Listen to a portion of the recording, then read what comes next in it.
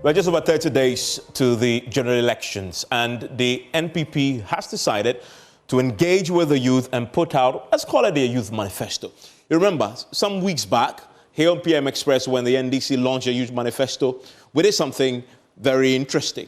We brought young people into the studio to engage directly with the party.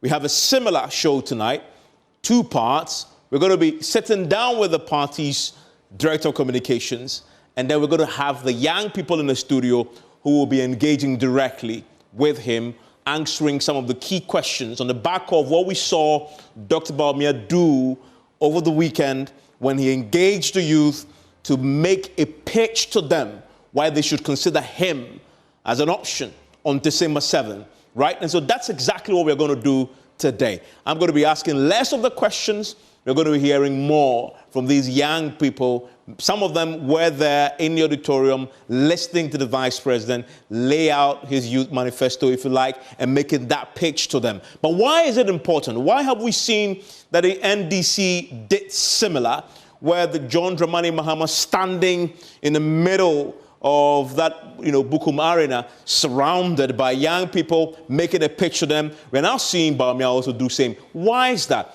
The numbers tell that story, right? Because if you look at the Ghana Statistical Services data, 7.9 million young people between the ages of 20 and 34 are eligible to vote this year. That is the youthful population. This is a huge number indeed. And all the parties want to tap into this for this year, right? Some of them already are registered voters.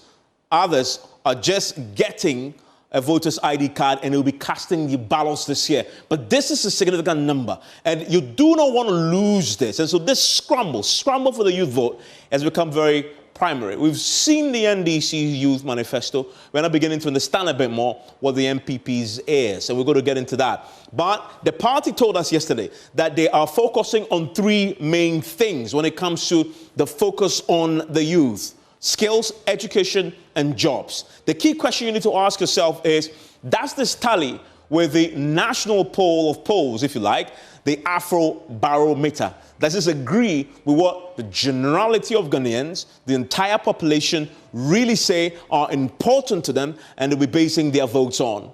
Very close. Let's see. Because we know that the party, though, we'll talk about that brief shortly. That formula, I'll tell you what it is pretty shortly. But this is what I'm talking about. If you look at the top 5 most important issues for the Ghanaian when it comes to the Afro Barometer report, first on the list is employment.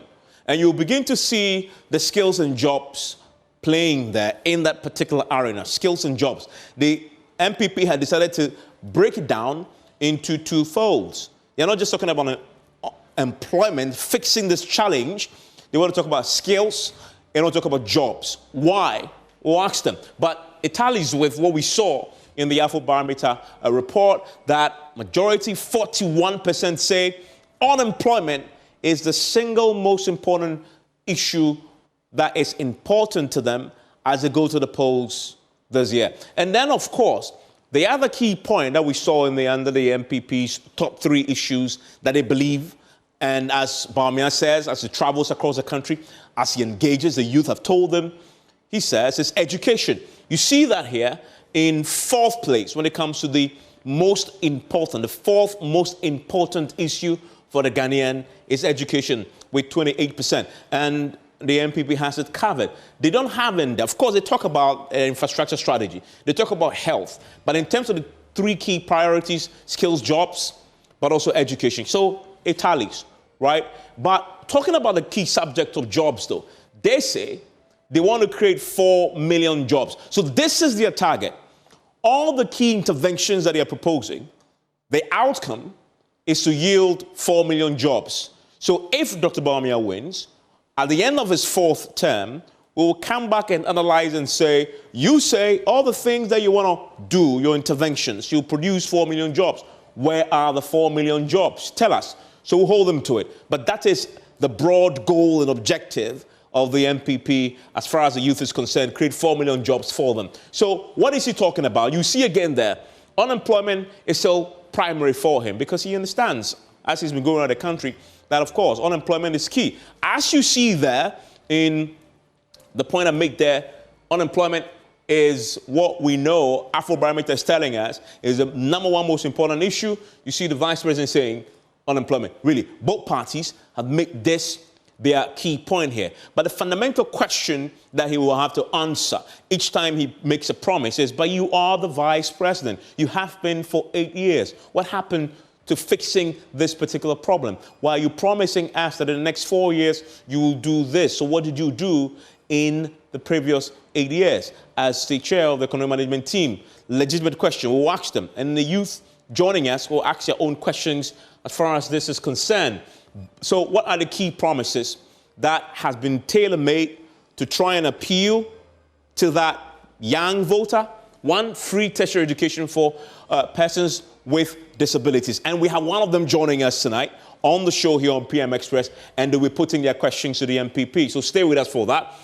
Buy Ghana first. You know that if you buy Ghana first, you're creating jobs locally. So the second thing they're saying, tax amnesty, flat tax rate. But is this a sexy to the young man, to that 20 to 34-year bracket that we talked about with the statistical service?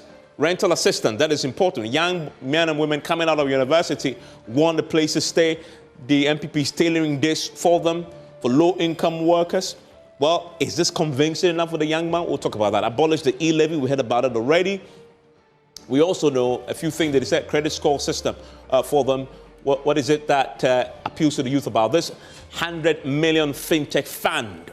Young people like this area. But key question, how are you going to capitalize this fund? Where's the money going to come from is a question we need to ask. SME Bank for young people who want to be entrepreneurs. That would be important for them. No duties on mobile phones. And this, for me, as a young person growing up, mobile phones was a big thing. Is this tailored to that? But again, no duties. What is your opportunity cost there? Key question. National service exemptions for those young people. NPP's job creation is still primary. 2 million jobs, 2.6 million jobs they claim they have created. We know we've been looking at this over the period in terms of the job creation claims, and this is what they said they've done in terms of the 2017-2023. If we look at the August 2024 manifesto, they talk about 2.3. If we look at the Youth Connect, they talk about 2.6. They need to reconcile this for us, and we'll get them to reconcile for us very quickly, because one of the things they need to do is to fact-check some of the claims that have been made. If you look at the NPP's track record on supporting local goods when it comes to the key intervention of buying local, they, in 2016 manifesto, made the point about promoting made in Ghana goods, supporting made in Ghana. So it's there in their manifestos over the period. So really, what has happened to implementing this that you want to bring it back? If you have 8 years, what have you done to ensure that this has been implemented? And of course, the big thing about the impact of the tax amnesty that the government said they're going to be introducing, 5.2 billion. How are you plugging that gap when you create it? You look at the lost revenue from the e-levy. Once you scrap it, 8.27 billion. Considering the fiscal challenges you're going to have going into the 2025 and 2028, how are you plugging this and filling this particular gap that will be left after you abolish?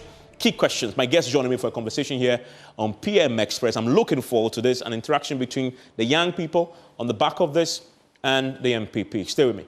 And thanks for staying with us here on PM Express. You know, it is always brought to you by Syntex Tanks. It is strong, it is tough. Academic Times, Pepsodent Cavity Fighter, and Toothpaste. Academic Times is the academic newspaper, incoming graphic and online publication aiming to collaborate with the university authorities and students to ensure the student research is published in summary form. Syntex Tanks, Ghana card. Get ready for the biggest giveaway from Syntex Tanks. Syntex is visiting 15 communities, giving them free water. And that is to say thank you for making Syntex Tanks #1. Now, if you are a community and you want to benefit from Syntex free water giveaway, just log on to their social media handles at syntexgh.com, Syntex Ghana, at Syntex Ghana, and nominate your community. Syntex Tanks, a strong, a tough, and Pepsodent Cavity Fighter Toothpaste. Every time we eat, you know, food and sugars get trapped in between your teeth, and that is what you need to clear them, to prevent tooth decay and gum disease and all that. And I recommend that to you before you sleep, and also as you wake up. My guest joining me for a conversation tonight is Miracles Obwaji, who joins me in the studio. He is a Director of Communications for the Dr. Bawumia campaign. And yesterday, he met with young people and put before them his vision for the youth. So he joins me to elaborate on that. But I'm also joined in the studio by my studio audience. They are made up of young people. Joseph is a student of the University of Ghana. Hello, Joseph. Hello. Great to have you. And Joseph was here, though, interrogating the NDC when they launched their Youth Manifesto. He's back here. He said a few things then that I want to measure to see if he's changed his stance on politics, but not politics, the election year and voting and his sense of the politician. And coincidentally, Dr. Bawumia addresses that particular challenge yesterday when he addressed the young people. Foster is also with me in the studio, and Foster is also from the University of Ghana, is visually impaired, and he's in the studio. Hello, Foster. Hello. Great to have you, Foster. And then Erica, also student of the University of Ghana. Hello, Erica.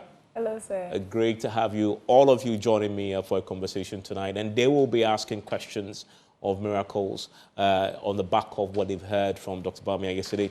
And Miracles, let's go into some of the specifics yesterday as we heard Dr. Bawumia. First of all, lay for me why this was necessary to meet a certain group of voters yesterday and put before them his vision. Well, Evans, I think that Dr. Mahmoud Bawumia has been traversing this country across the regions, across constituencies. And if you recall, in all his tours, from the regional tours to the constituency tours, he's had a feature, which was the Youth Connect, event. And so whatever he does on the trail, either at the regional level or the constituency level, he makes sure that by the end of the day, he started engagement with the youth on a platform he calls the Youth Connect. And one thing came up strongly. In fact, two things, but surely one was above the other: jobs. Millions and millions of Ghanaian youth are in need and in search of jobs. The second one was the needed skills, education and the value addition through whatever skill forms that it takes. So these two things have been on top of his mind. And that is why if you look at the manifesto, you'd realize that Dr. Mahmoud Bawumia's manifesto is heavy on job creation. He focuses strongly on working towards expanding the rebounding economy, creating the enabling environment for businesses to do more so they can absorb the millions of teeming Ghanaian youth in our country. And yesterday was the moment for him to engage these young people and tell them that here I am.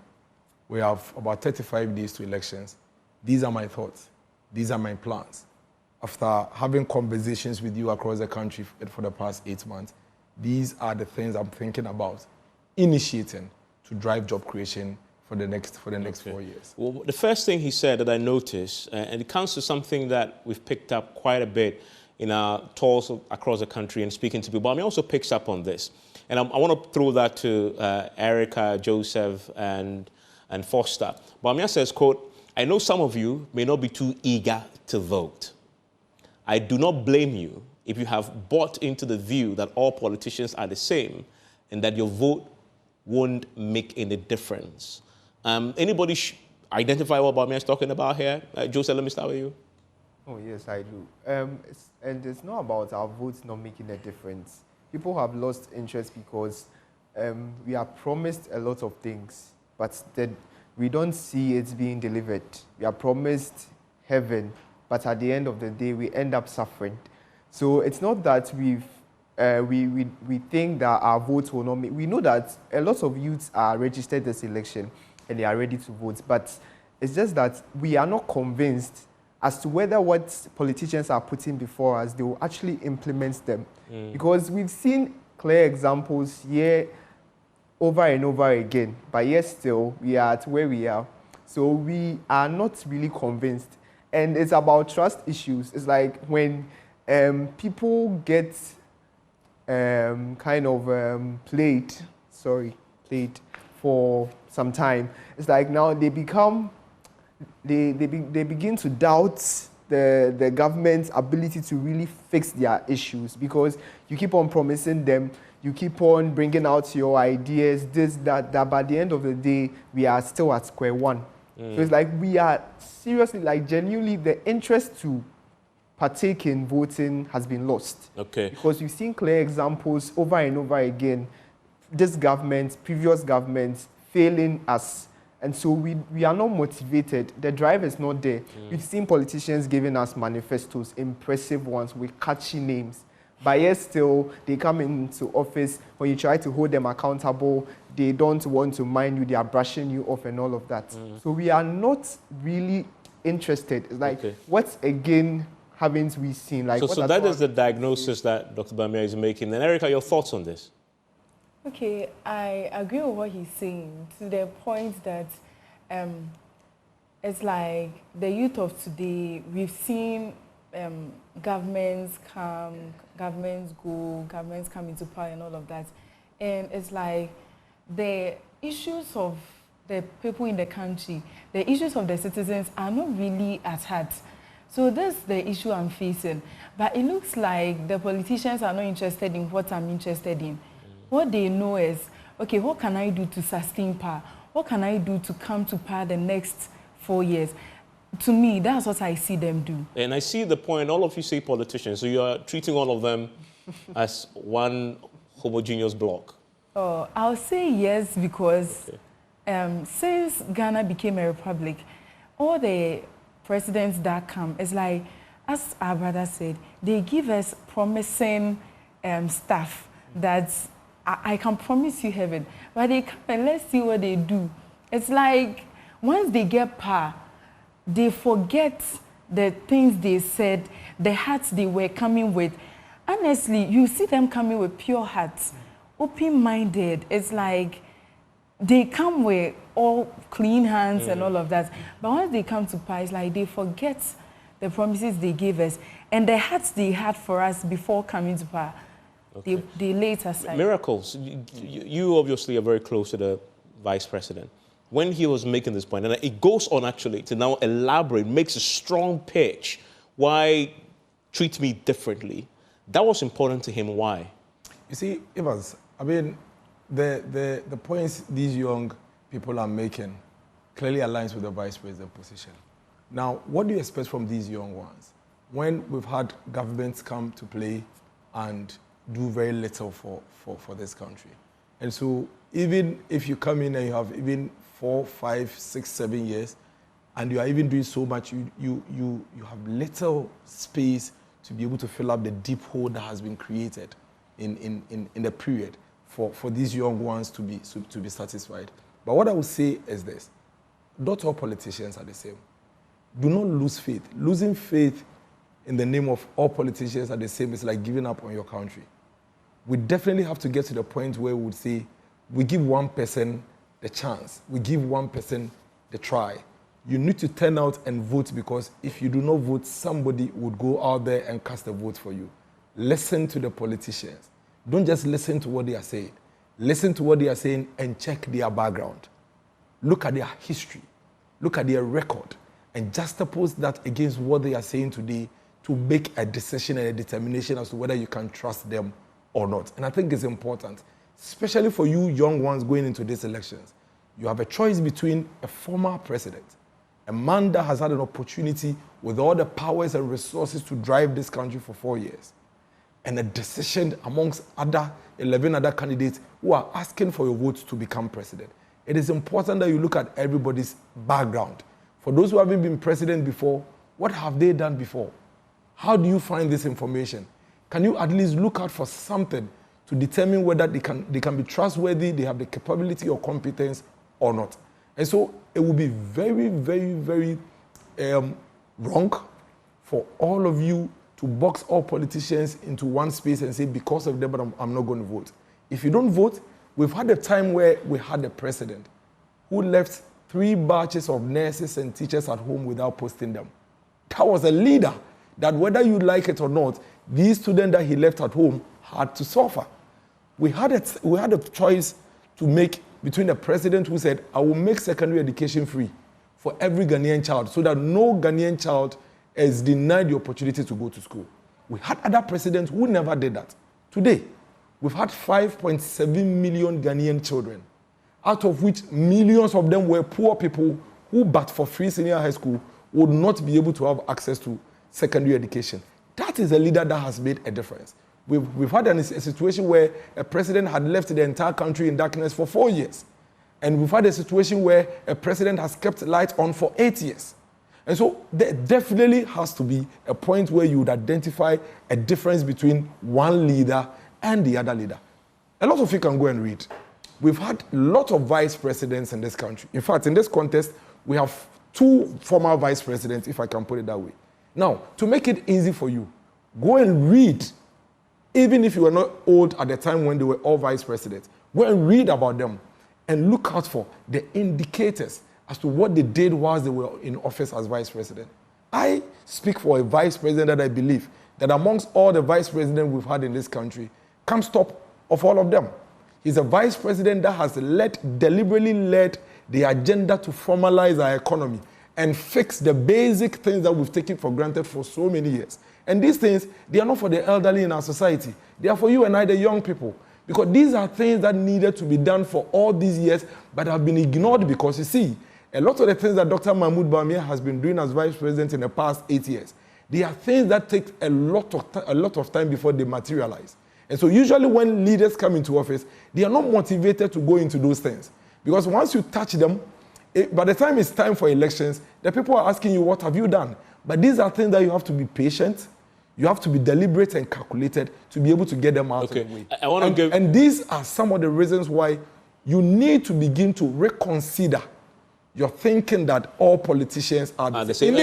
Indeed. Let me get... Evans, if I may end here. Indeed, briefly. We have challenges that we continue to fix, for which reason, while some are being fixed, we see some happening.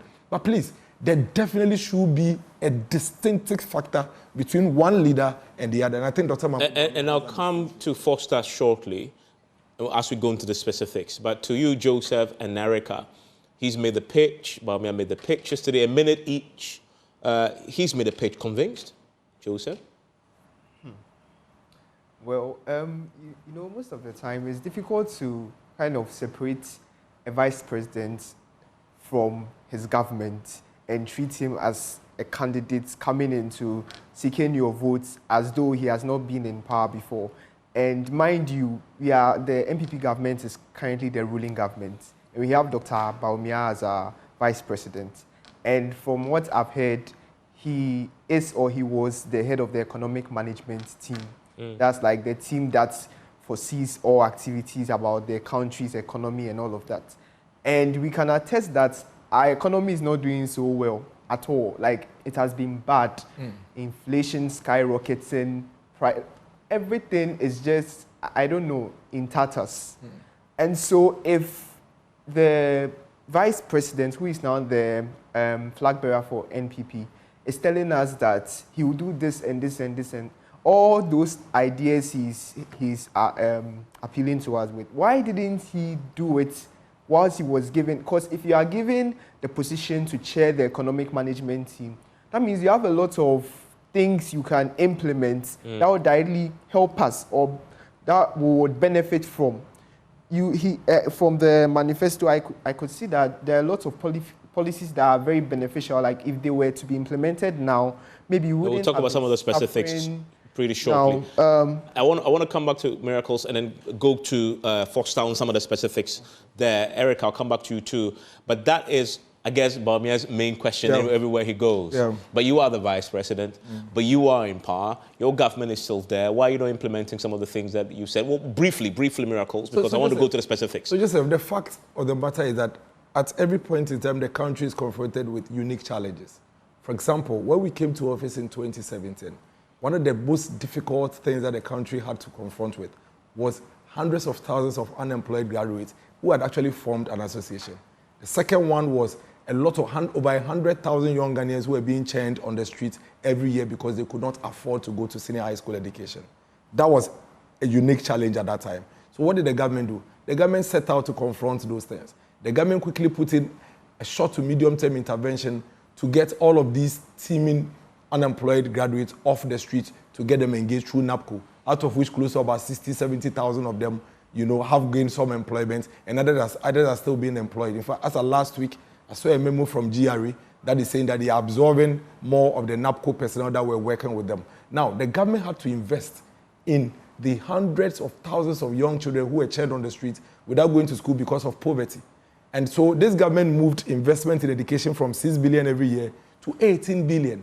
As we speak, this government has spent close to about 129 billion in building the skill set of a young Ghanaian and giving poor people an opportunity to also dream and aspire. That was a unique challenge then. Today, the challenges are different. Why? Because in 2016, when we came to office, we had no electricity. This government has spent so much money every year to ensure that we get a needed fuel to power our generators. It was a challenge. NDC would disagree with you. It was a challenge. They fixed Doomsaw. They never fixed. They handed an economy that had no Doomsaw in 2016, 2017, actually. If you fix something, you can't have it coming back again. It was never fixed. So it's contradictory for you to say it was fixed and it's there. You never fixed it. How is it that for 8 years that But in January 2017, there was no Doomsaw. How? As at March 2017, for some of the former chairman in the NDC was giving reasons why if they were in power, they would have fixed Doomsaw. So how are you able to say that? Everybody in this country experienced Doomsaw for 8 years, for 4 years. So it's completely erroneous for anybody to say that in January 2017, there was no Doomsaw. When even in the middle of 2017, as at August 2017, this government was still working towards fixing Doomsaw. Now, the Doomsaw challenge was only one challenge. The previous government had borrowed so much generators on credit, saddled the country with debts because we have to pay for those generators. The only thing left at the time, Joseph, was for the government to be able to get the needed money to buy fuel to power the generators. The economy was so bad that they couldn't afford it. Now, you see, this economy has difficulties because of the unique moment. COVID, Russia-Ukraine war, there are global economic challenges. In 2022, UK changed their prime ministers 3 times simply because they were going through economic challenges. US is seeing inflation all-time high. I'm sure you are following their presidential elections. They are talking about economic crisis.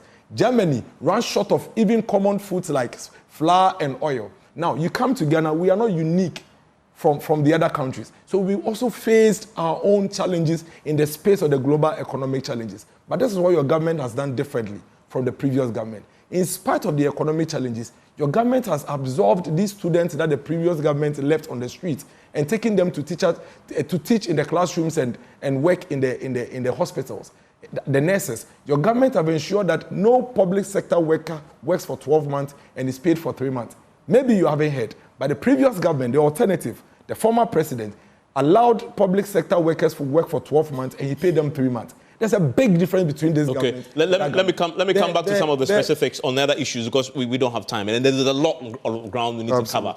And I'll hear from all of you again on that. This is your night because this is a pitch to you. I want to bring in Foster.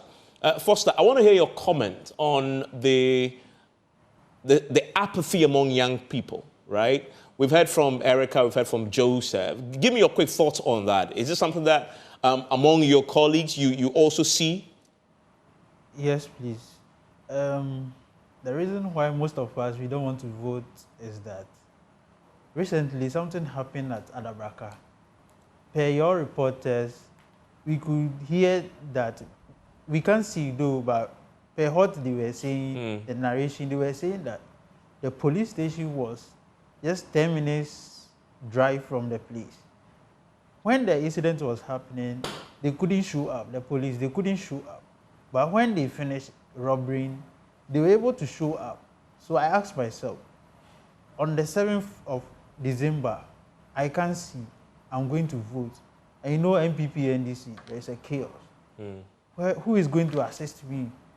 Who is going to assist me about maybe this is where the gunshot is coming from, or this is where I have to run to? So your security is important? Yes. Okay. So I've told myself that, no, then... You'd rather stay at home? Yeah, I should rather stay at home. So that's what my colleagues today are saying. That's an important point. Let me ask you, let's go to some of the specifics as far as the interventions from the Bawumia camp is concerned. They've said yesterday that they will introduce free tertiary education scholarship for persons living with disabilities to remove the financial barriers to pursuing educational goals. What's your response to that? First of all, NPP government, they are doing that already. Yes. Yes, 2021, February, I've forgotten the actual date, but it was 2021. they met the stakeholders at University of Education, Winneba. So they introduced this grant for people living with disability. So they afford our school fees. But as it stands now, about a year now, they have not paid our school fees. And course registration is ending on Friday. And most of our members are saying that they are going to defer their courses. So we think this small one, they are not able to pay our school fees on time, and most of us are going to defer our programs. It means we don't believe in the free tertiary, because the universities are semi-autonomous institutions. So if the university is saying that if you don't pay the money on time, I will not register you, you don't have anything saying. Miracles? Yes. So these are some of the reasons why it's important that Dr. Mahmoud Bawumia's upgrade of some of these things are taken seriously. So here you are, you've introduced a program, the source of the program funding experiences challenges. You do not abandon it. What you do is that you do some analysis of the current situation to identify where the challenges are. So Dr. Mahmoud Bawumia is clear. The District Assembly Common Fund that is quite assured, quite dedicated for persons with disability would now be utilized. Part of it will now be utilized to support the persons with disability tertiary fees, which would ensure consistency and sustainability of it. But he's making a fundamental point. You have this policy running, although at a limited scale. Even there, you're having challenges funding it. Now you want to expand it to cover free tertiary education for all persons with disability. He says the credibility of that promise is in question, considering that even at a limited scale, you struggle to implement. You see, so you have a program running for 4 years, and he mentioned 1 year. So clearly, it is not a struggle. It is a funding challenge, just but as that's a all struggle. other. No, it's just all about as, funding. It's a funding challenge, just as all public sector funding issues go through. But if you can't do that, how can you fix the expanded version? So when you encounter a challenge, you don't abandon it. You fix it. Yeah, but we are not fixing, you're expanding. No, you fix it. Yeah, but you fix it.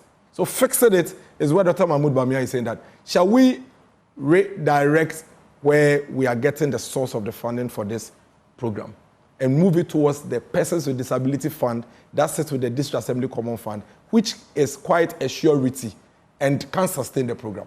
And I think that point is important. So the fact that you are encountering a challenge with the program doesn't mean that you abandon the program. What you do is that you go through it and identify where the challenges may be, and then you find solutions for it. And that's what makes Dr. Mahmoud Bawumia a bit more unique. Let's hear Foster. A bit more unique from the rest. But Mr. Miracle, last year by this time, we were demonstration and other things going to media before the money was paid. So it means there is a challenge. And currently, when we went to the Scholar Secretariat, they were saying that they don't have any money. So if we are saying that we are going to demonstrate or we are going to defer our courses, unless we go to Ministry of Finance to release money to them before they can pay us. And currently, this week, they are ending their course registration on Friday. So it means most of us, we are going back home without paying off our school fees. So we think the implementation is somehow bad, because when you look at GMPC like this, GMPC, they give you award letter. So when you have that letter, you can send it to a student account office to prove that, okay, GMPC is sponsoring me, so allow me to register my courses so that when they pay the money into the school account, you deduct the money from my student account. But this one, we were not given any award letter or anything or any formal document about it. So it means the school is not willing to accept that fact that Scholar Secretariat is sponsoring us. So let me allow you guys to register your courses. So these are the things that we are seeing. So you have an immediate need, and then obviously there is a future promise that the Bawumia. Miracle, so on the immediate need, they are having challenges with the current arrangement. That needs to be fixed, because it says school is reopening. Foster? We have already opened school. Okay, and you said the registration is ending. The registration is ending. Ending Friday. Okay, and you need the fee sorted. Yes. And then some of you will lose that. Can that be? Let's address that first. There are critical issues in this conversation, and that's one of the issues we have to look at. So you see, these are a group of persons who are telling you that, listen, but for this scholarship we have to go home. So it tells you the critical need of this particular program for these people, and that is very fundamental. What it means is that a conversation around it being abandoned is a non-starter. Because if you say you are going to abandon it, they are going home. And it's a very important point he made. The second bit is that you are running a program. The program clearly has to be constantly looked at and tweaked and improved. So you run a program for about 3-4 years, it's encountered challenges. You need to find a way to improve upon what you have now going into the future. And that's what Dr. Mahmoud Bawumia has spoken about. I don't think that this week the university is going to let any of them go home. I mean, this is a very important information. But the vice president look into this. Definitely, and resolve it. Absolutely, there's no doubt about that. It will be dealt with immediately. But let's come even to the substantive. You know I'm going to come back and hold you to it. Absolutely, trust me. Because this platform is a very It would not happen because the essence of these things is to ensure that they do not go home. And Foster, I'm going to check with you. The registration ends when? Friday? Yes, please. Yes. Miracles has given you his assurance. Absolutely. That the vice president 100%. has heard you 100%. and will make sure that you and 100%. others affected will not 100%. be affected. Yes. 100%. And even these things tells you why some of these interventions from government are very, very crucial and critical. Because, but for these interventions, he's telling you that they are going home. And that, but for these interventions, they cannot even have access to university education at all. And so it tells you that Dr. Mahmoud Bawumia did not just get up one day and put it in a manifesto. He's identified it as a critical need which needs to be implemented for these students. Now, we've run this for about 3-4 months. Clearly, the source of funding from the Scholarship Secretariat is not one that can help them the way we wanted to help them. Good news is that the persons with disability have a fund that sits with the District Assembly Common Fund, which is also geared to, when I was MC, I was paying school fees for a lot of, he was in my municipality. I was paying school fees for a lot of persons with disability from that fund. And so if Dr. Mahmoud Bawumia feels that, listen, this is a challenge he has identified with the Scholarship Secretariat right now for, is it a loan secretariat? The loan secretariat right now for these students. Shall we look at the source of funding and redirect it so that it becomes more sustainable? And that is what he's talking about now. But for the Friday situation, he can be rest assured that it will be dealt with without any doubt at all. Okay, great. I see that Foster is smiling, and Foster, we will check with you because that's what we do here to make sure that promise is kept. I want to take a quick break. When I return, I'll hear from Erica because there are other key interventions that has been proposed in this message that Bawumia couched for the youth, his speech. I'll hear his thoughts on that. On education, he's still in school. He's in final year. There are things in there about employment. Erica, you're looking forward to getting employed when you finish, correct? I'll tell you about Bawumia is promising, and you give me your feedback on that. And Joseph, too, all of you are in school fundamentally to contribute. And so employment is key. That after this. Stay with us here on PM Express. My guest in the studio with me is Dennis Miracle Sabwaje. He is a communications director with the Dr. Mahmoud Bawumia campaign. In the studio with me are my guests.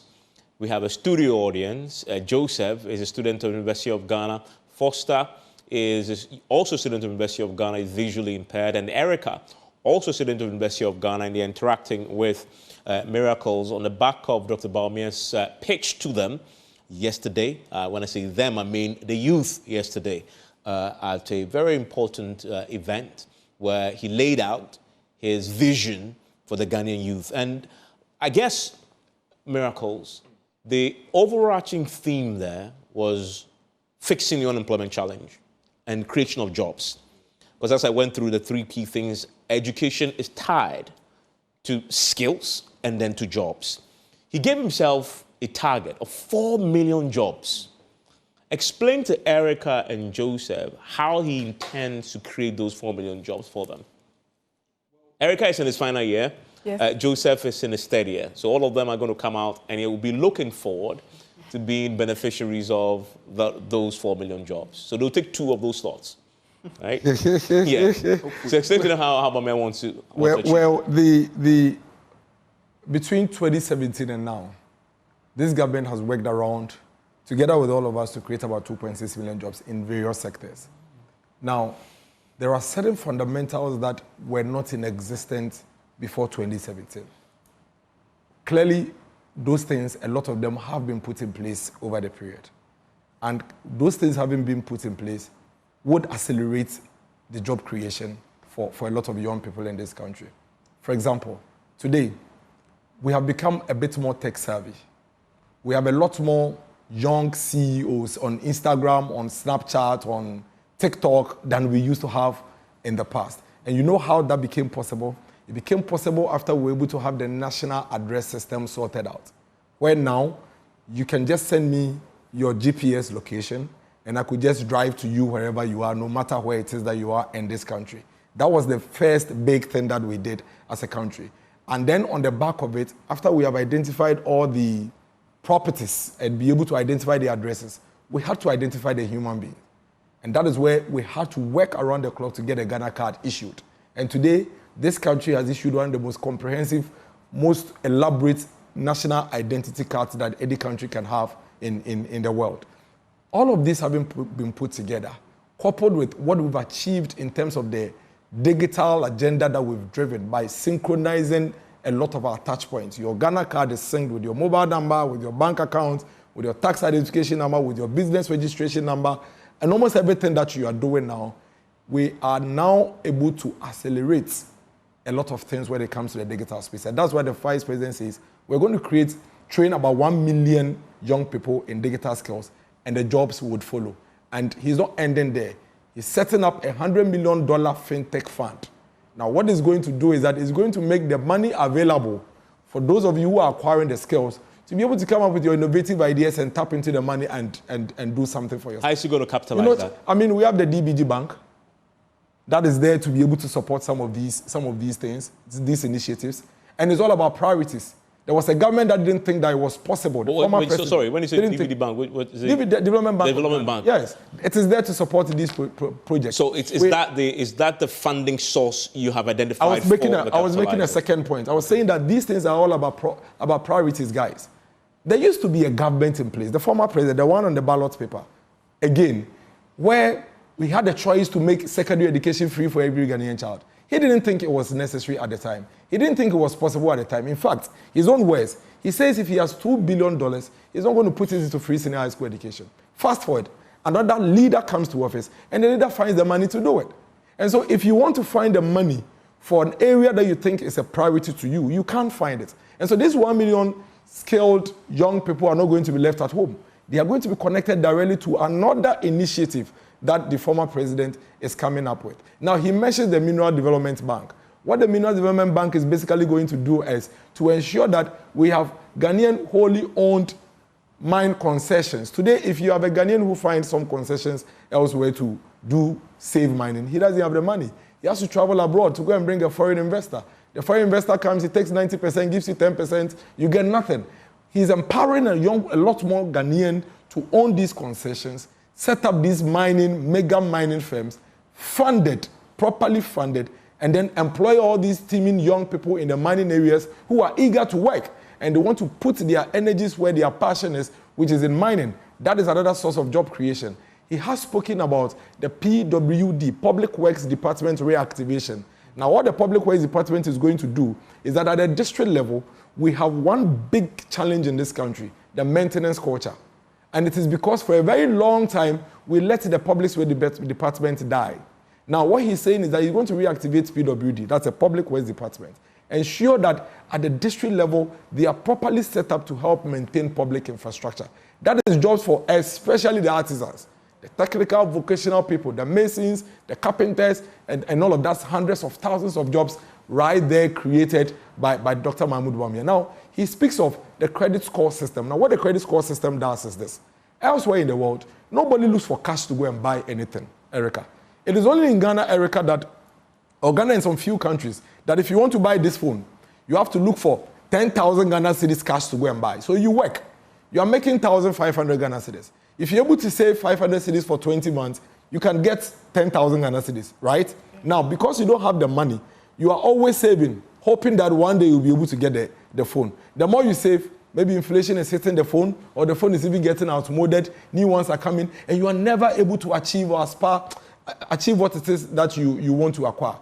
Elsewhere, where our colleagues, young people are in Europe and the other worlds, they simply go, take this phone, take it home, and they pay small. So the 500 cedis that you were saving every month for 20 months, which you have to wait, Joseph, before you get everything and go and buy the phone, you pay that 500 cedis small to the phone guy, and then you get the phone. Now, the rippling effect here is that a lot more Ghanaians will be able to get the things that they need right now, which means a lot of demand. You understand?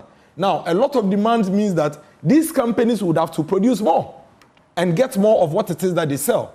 Now, once they need to do more, it means that they need to employ young people. Okay, that's another way of employing. Let me hear from Erica on this. Erica, so that's the pitch on employment. Okay. You are almost out of school, right? So what do you say to that?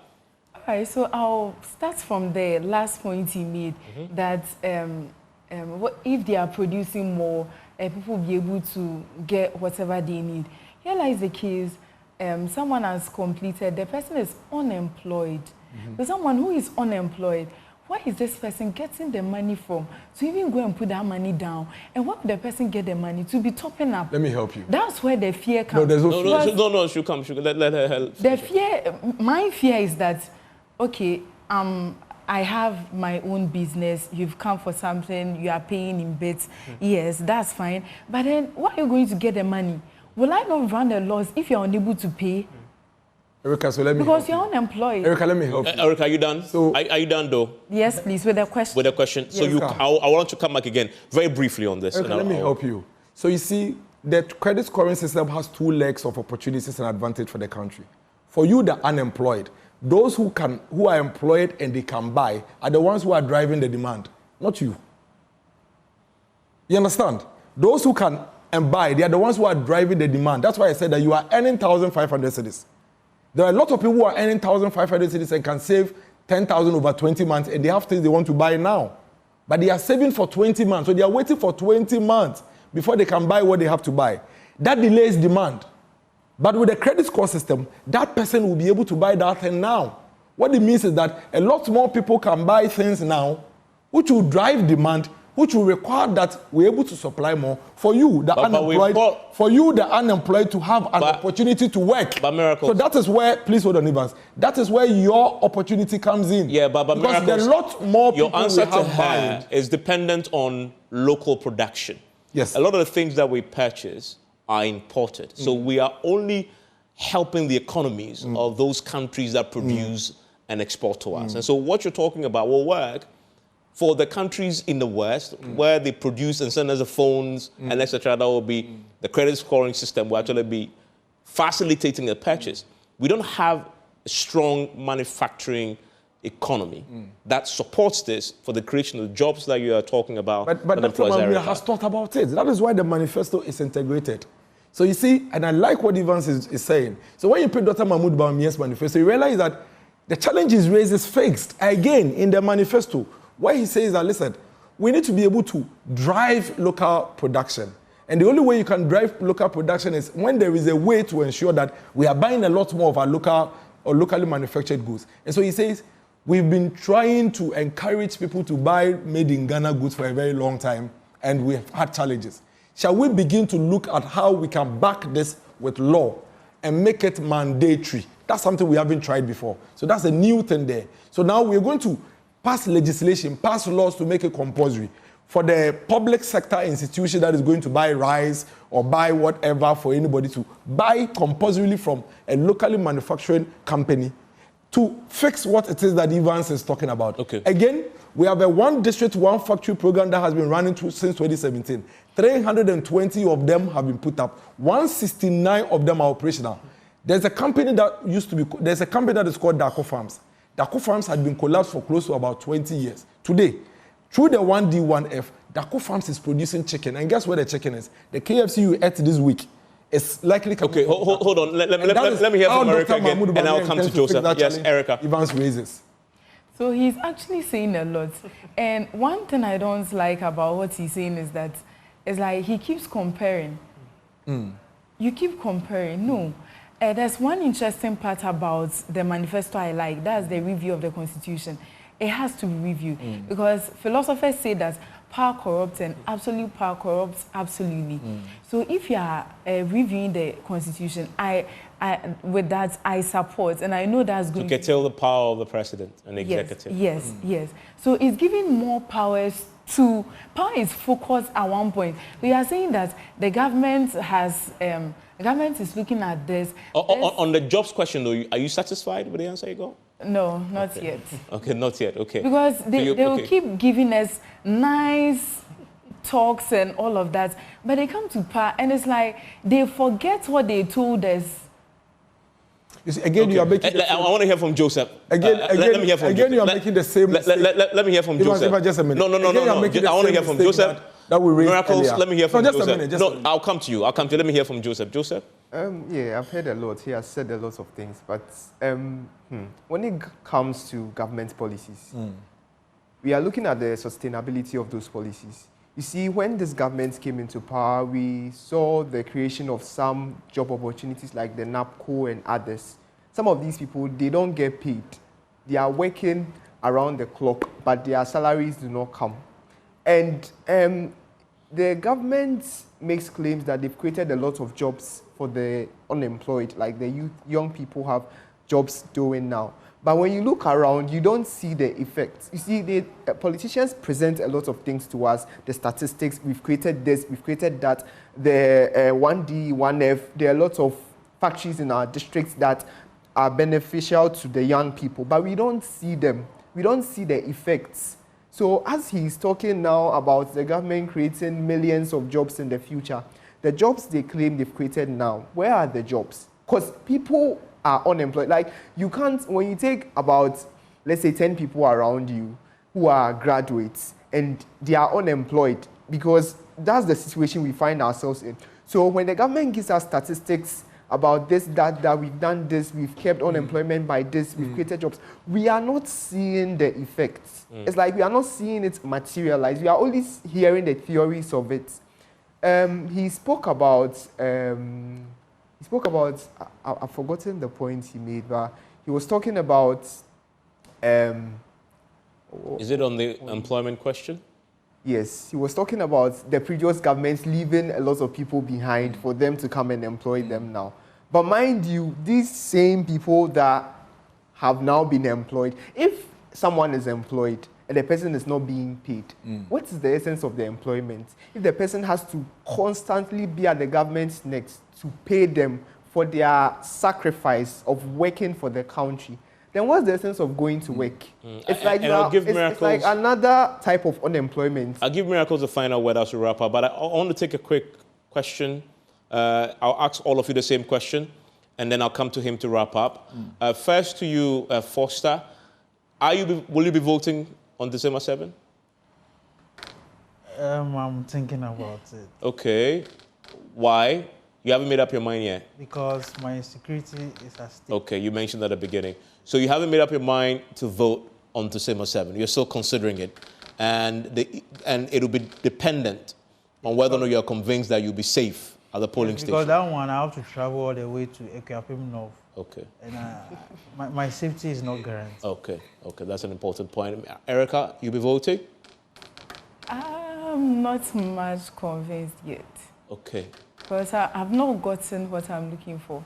Okay. There are better options, but what I'm looking for. You haven't had it yet?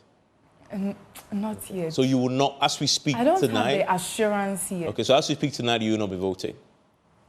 Or you are undecided? Yes. Undecided. Okay, Joseph? Well, I can guarantee that I'll be voting, but as to which party my votes will go to, I've not decided yet. I'm still analyzing a lot of things that I'm receiving to see how realistic they are and how beneficial they will be to me. And please, I want to chip in one last thing. Please do. I want to know the government's commitment towards fighting illegal mining and also free speech in this country. Because recently we've seen a lot of things when people try to demonstrate, they are being manhandled sort of by the police. It's like people are trying to be silenced here and there from not speaking. When someone is on a media channel speaking, by the time you hear that the person has been picked up by the police or so, I want to know the Bawumia-led administration's commitment to ensuring that the average Ghanaian would be safe to express their view Free speech without protection. being bullied. Okay. Thank you, and also Joseph. the fight against illegal mining. We need to wrap up, so Miracles, quick 2 minutes, tackle the issues. So Erica, again, you'll be making a very big mistake if you box all politicians into one space. Like I said earlier, we need to stand up for something. We need to listen to the people. There is definitely a defining point amongst all the people. Please pay very close attention to it and you identify it. We have to compare, Erica. Erica, there's a reason why we are going to vote on the day. There's a reason why we have 13 people who are going to choose one. We cannot go into a ballot without comparison. And it's important that we compare, and we have to open ourselves up to hear the comparison. I'm sure a lot of you, 8 years ago, you're a bit much younger, and so you could not have experienced what happened in the past. So how are you going to take a decision if you're not doing the comparisons? Please make the comparisons, Erica, and take it seriously. In fact, one of the biggest regrets you'll be going through is when you fail to make the comparison, because you're only living the 8 years of the NPP government. But you are going to be taking a decision probably for a president that was there before you were at a point where you could decipher some of the issues for yourself. And then later you realize that, is that how he is? But we've been telling you all this while. And so it's important that you run the comparison. Now about the jobs. The jobs have been created. And I'll give you a quick example. You know Pizza Man, Chicken Man?